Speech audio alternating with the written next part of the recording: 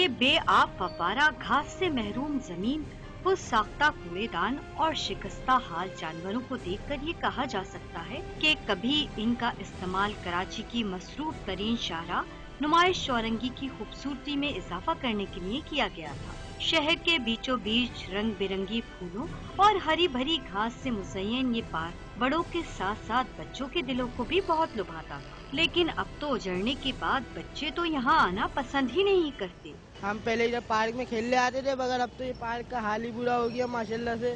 شہر میں تو دیکھیں آپ ادھر کا حال ہی برا ہوا ہے، تو اب ہم تو ادھر آتے لیے۔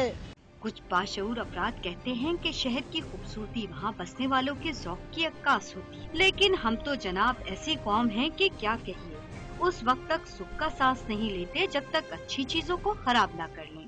پہلے انہوں نے فوارہ بنایا تھا، اب لوگ اس کو عوام نکال کے لے کے چلی گئی ہے۔ کوئی پرسان حال نہیں ہے، یہاں پہ اجڑ گیا بالکل۔ یہ پہلے فیملی آ کے بیٹھتی تھی۔ ابھی آپ یہ جو چیتے ویتے وغیرہ لگے پڑے ہیں، آپ دیکھو گے ان کی حالت بہت خراب ہو گئی ہے۔ ابھی کوئی بھی مالکی نہیں کر رہا ہے کہ یہ ہمارا شہر ہے۔